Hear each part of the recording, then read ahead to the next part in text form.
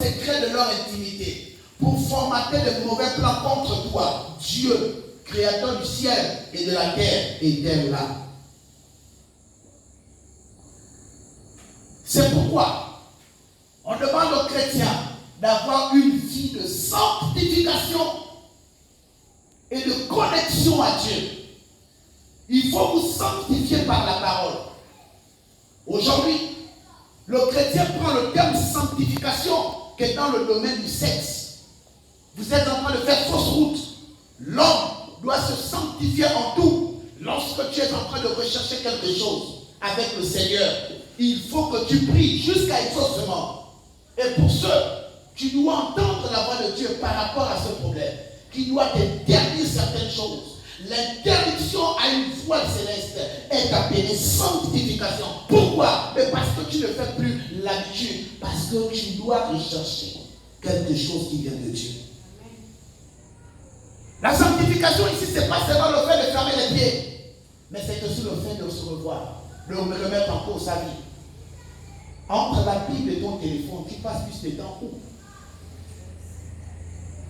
Entre le plat de nourriture et les plaintes et la parole de Dieu, tu passes plus de temps où?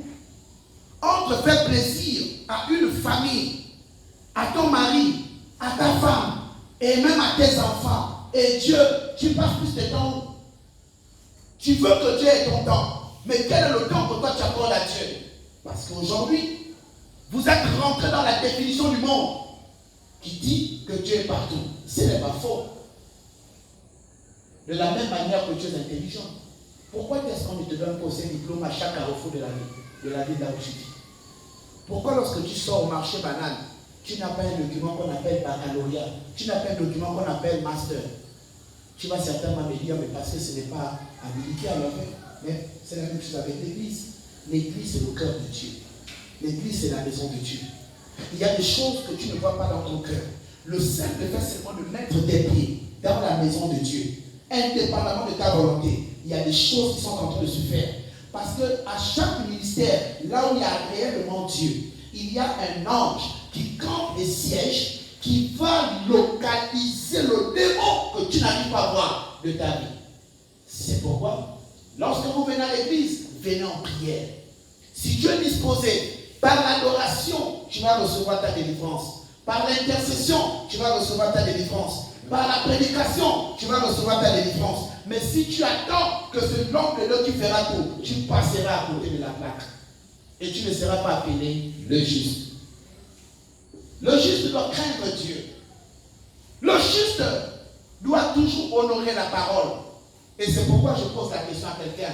Est-ce que lorsque tu es face à l'épreuve, est-ce qu'il t'arrive souvent de dire le prophète a dit que? Le prophète dit ceci.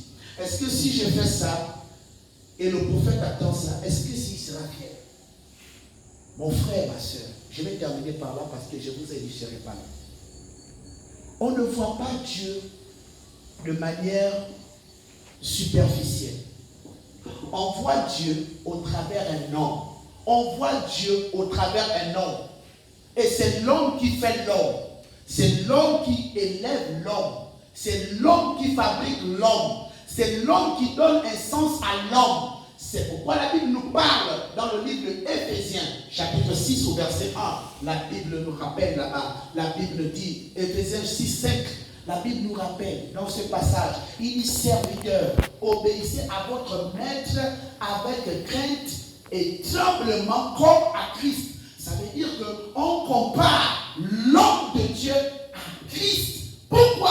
Parce qu'en l'homme de Dieu, il y a les codes de ce que tu recherches de ta vie. Ce n'est pas toutes les guérisons qu'on retrouve à l'hôpital.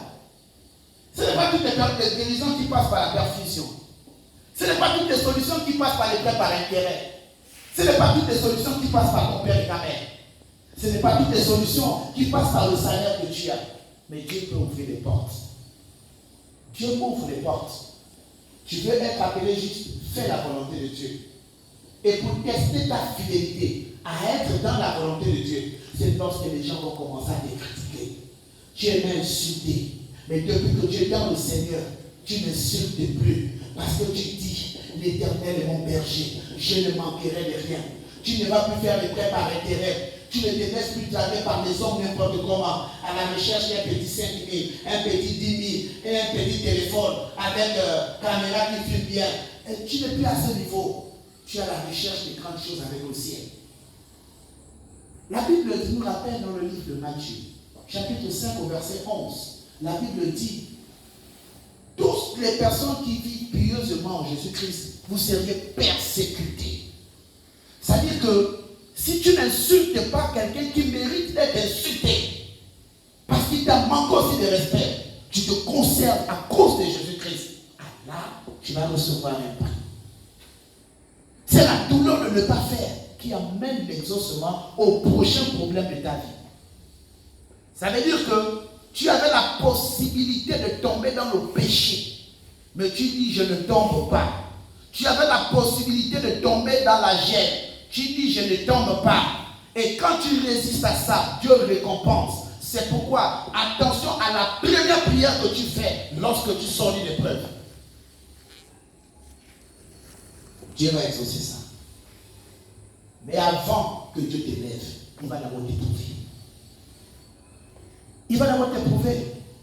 La certification de Jésus-Christ à la croix était après tout ce que son Père l'a montré, le chemin de son Père. Il a dit, tu vas passer par cette épreuve, à la dernière minute avant de mourir. Il a dit, tout est accompli. Ça lui a donné le nom de juste et le nom de Messie.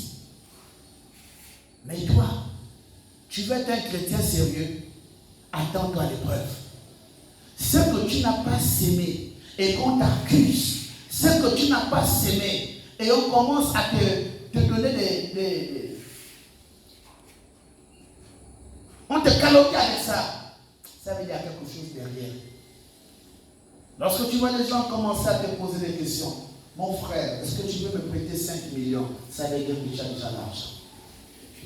Au lieu de confesser le mal, parce que Dieu peut passer par la parole d'une demande. Mais toi, qu'est-ce que tu vas dire? Oh, je n'ai rien. Dis seulement, je reçois. Prends d'abord la nouvelle que tu n'as pas.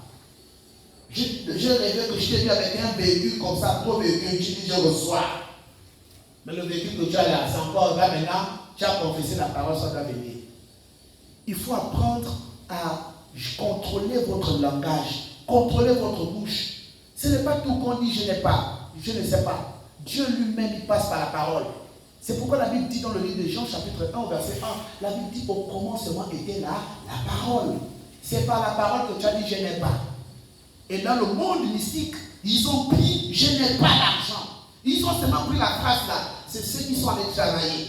Cette phrase là est en accord avec le nom que tu as.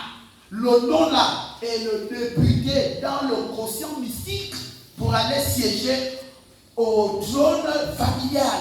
Pour dire Ada, Koum, Ondo, Avum, Mukala, Ndombo, Adi. Je n'ai pas. Et lorsqu'ils vont travailler ça là-bas, voilà maintenant aujourd'hui l'argent tu n'auras pas. Et il faut observer. Lorsque tu es un père de famille, une mère de famille, et tu reçois un peu d'argent, si tu ne partages pas cet argent-là avec le noyau familial, papa, tu vas lire. Tu ne sais pas que ton enfant qui pleure la faim depuis le matin, sa faim a touché Dieu. Et tu ne comprends pas pourquoi tu as